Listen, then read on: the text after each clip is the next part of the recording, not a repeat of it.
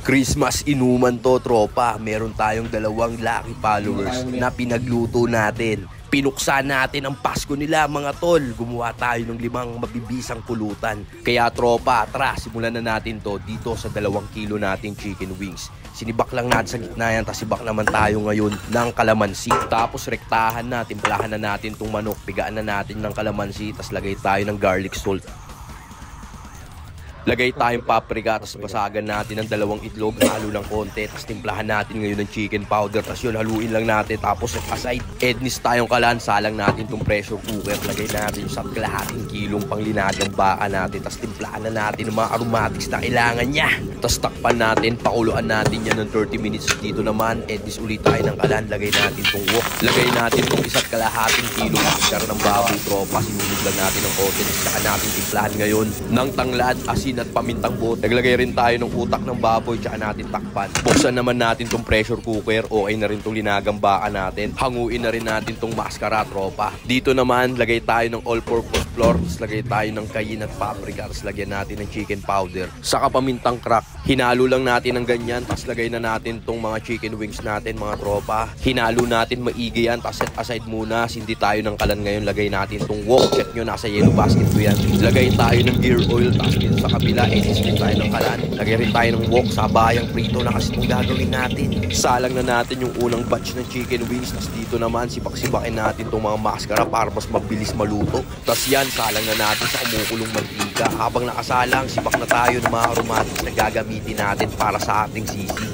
Hanguin na natin tong unang batch ng fried chicken natin, tropa. Tapos next na agad natin yung pangalawang batch. Hanguin na rin natin tong unang salang natin ng mascara, tol. Tapos salang natin tong pangalawa. Tapos kunin na rin natin tong mga naluto ng chicken wings.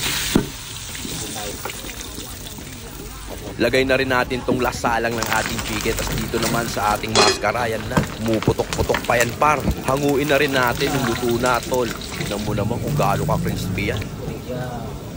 Kunin na rin natin tong huling salang ng fried chicken natin. Tapos palitan natin ngayon ng pressure cooker at magpapalambot tayo ng chichang bulaklak. Dito naman, kahit medyo mainit pa yung mascara, sisibakin na ni Tito Otits yan. Ginamit ko na yung 2 ni Kuya ko, pinagsabay ko na, tropa, para mas mapabilis ang trabaho. Dito naman tayo sa linagang baka natin, mga tol, natimplahan ko na yan. Tapos sibak na rin tayo ng mais, tapos lagay na natin sa kanya, pakukuluan natin to hanggang sa tuluyang lumambot na rin yung ating mais. Pagsamahin naman natin dito yung utak ng baboy, liver spread, pigaan natin ng kalamansi, halo ng konti, lagay tayo ng liquid seasoning, toyo at suka, mga tol. Sauce ng semi-authentic sisig natin yan, mga tropa. Tapos dito naman, halo na natin yung pulang sibuyas, tapos yung siling pula at siling green. Saka natin lagay yung mixture ng utak at liver spread, mga tropa. Atay ng manok sana ang gagamitin ko dyan, kaso hindi ako nakabili. Kaya liver spread na ang ginamit ni Tito Otits. At hindi tayo gumamit ng mayonnaise, tropa. Check natin tong linagang baka natin, mga tol. Lagay na natin yung pechay. Tapos dito naman, hanguin na natin sa pressure cooker yung napalambot na nating chicharong bulaklak.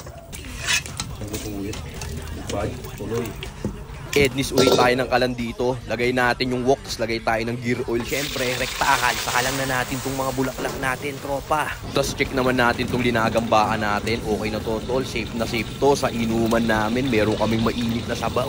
Balibalik na rin natin tong chicharong bulaklak natin, mga tol. Dinuto natin sa malakas na apoy yan para makuha natin yung desire nating crispiness. Tapos rektahang si baka na yan, par. Naririnig mo ba kung gaano yung kalutong? Hanguin muna natin, tol, tapos linis tayo ng sangkalan, lagay natin tong wooden plate natin, tapos rekta plating na to, tropa. Tapos lagay na natin tong semi-authentic sisig natin, par. Kita mo naman kung paano tirabaho ni Tito Otits yan, basic lang sa akin yan. Saka natin lagay ngayon yung crispy chicharong bulaklak sa ibabaw ng sisig, par. Mapapa-take out ka talaga pag natikman mo to, tol. Dito naman tayo sa 2 pirasong orange natin. Pagulungin muna natin yan bago natin sibakin. Kakatasin natin kasi yan, tropa, para sa ating honey orange chicken wings. Hiwain natin tong kalahati, pang garnish naman sa kanya mamaya. Ednis tayo ng kalan, lagay natin yung wok, yung butter, yung katas ng orange, tsaka yung orange, mga tol. Tapos puruhan natin ng wild honey, mga tropa. Halu-haluin natin, pinakapampalapot na ginamit natin dyan, kasaba starch, mga tropa. Purong mga natural na sangkap lang gamit ni Tito Otits, par. par. Tapos tsaka natin lagay itong 1 kilong chicken wings natin. Tsaka natin itos-tos. Ganyan lang kasimple at ka-quality ang mga banata ni Tito Otits par. Yung mahirap sa iba, basic kay Tito Otits yun. Ednis tayo ng kalan. Gagawa naman tayo ngayon ng salted egg sauce, butter, all-purpose cream, at salted egg lang mismo ang mga pampalasa niyan. Dinurog-durog lang natin ang bahagya yan, tropa. Tsaka natin lagyan ng kalahating kutsaritang chicken powder. Tapos tsaka natin lagay itong crispy chicken wings natin. Dito pa lang, solve yung mga bisita ko pa rin. Sibak naman tayo ng onion leeks ngayon, tropa. Gagamitin natin to sa egg and shrimp fried rice natin. Tapos ito naman, sibakin natin ng paganyan. Ayan yung panggagarnish natin sa mga dishes natin, tropa. Linis tayo sangkalan, tapos balat tayo nitong hipon. Basag na rin tayo ng 2 pirasong itlog. Lagyan natin ng egg yellow food coloring, sabay batihin natin, tropa. Plating na rin natin tong salted egg chicken wings natin, mga boss. Tapos pinaka-garnishing niya yung onion leeks lang. Sunod na rin natin tong honey orange chicken wings natin, mga boss. Iubos na rin natin yung katasaan niya, tropa. Tapos onion leeks lang din yung pinaka-garnish niya. Tapos dito naman tayo sa linagang baka. Kunin na rin natin. Balanse ang inuman at food trip dito kay Tito Otits par. Ano ka ba?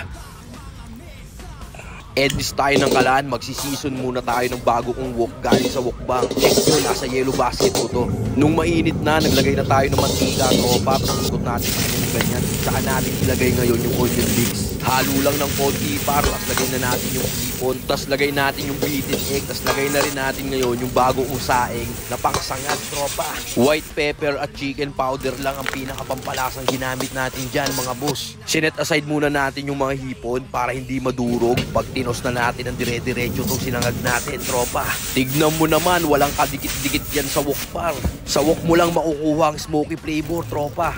Nasa yellow basket ko lang to par. Tapos yan na, i-flip na natin tong shrimp and egg fried rice natin. Restaurant quality ang fried rice na yan, boss. At ayun na nga, tapos na tayong magluto ng 5 klaseng solid na pulutan at food trip para sa 2 nating lucky kapanalig. O paano, tol? Wawasain na namin to. Mga tol, ngayong gabi, ito na yung mga naluto nating hapunan. Kasama natin si Kevin. Tol, salamat sa paglapag. Salamat. At kay Lester.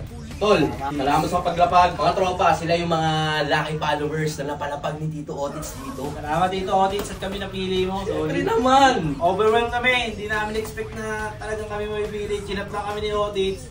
Kung gusto namin pumunta dito, pagluluto niya kami. Eto na guys. Naman. Sabi, mabisa. O paano, tol? FT na tayo. Yan, no?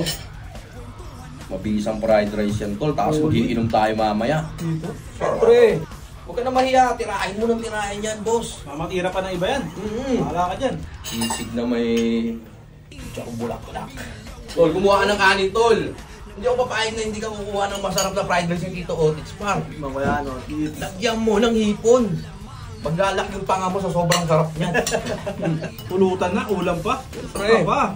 Otits yan. Orange chicken par, oh. Hey. Grabe, bisa, no? Sarap. Tapos na kami kumain, mga tropa. Ito na natin. Magkakatakol tayo ngayon. Salamat nga pala sa Easy Premium Bar Mat. Yan yung mapagamit niyan, tol. Patong natin sa gin. Bawal tiki-tiki shot dito, ha? Unahin na kita, tol. Yan! Bisa! Salamat Tito Jake sa mga napili mo na followers. Nagko-comment lang naman ako, nag-share sa mga video ni Tito Jake. Nagulat ako, bigla na nag-message si Tito Jake na imbitahan kita dito, tol, sa bahay. Food trip tayo, ako bahala sa'yo. Tsaka may bonus pa mga tol, oh. Yan! Yan ang gusto ko. Bawal nga kasi tiki-tiki shot dito kay Tito Otits. Yung mabababang shot, pinapauwi ko yun, eh. Shoutout sa mga kapatid ko. Bernie, Juni, tsaka kay Eagleman TV. Sana magkita rin kayo ni Tito Jake parang araw. Yun, no? Tol, ikaw naman. Itipagin mo na yung katauhan mo. Isa. Ako naman. Baka sabihin nyo, hindi yan shot puno, ha? Swapping. Ulit Tito Jake. Kaya kayo, yung mga followers ni Tito Jake, kung sa inyo, mag-like, comment, share na kayo sa mga video ni Tito Jake. Paano nyo, isa na kayo dito, oh. Dito! Bihirang ganap to, tol. Bihira ako. Paano mga tropa? I-enjoyin muna namin to. Hanggang dito na lang. Sabi-sabi tayo, par. Peace!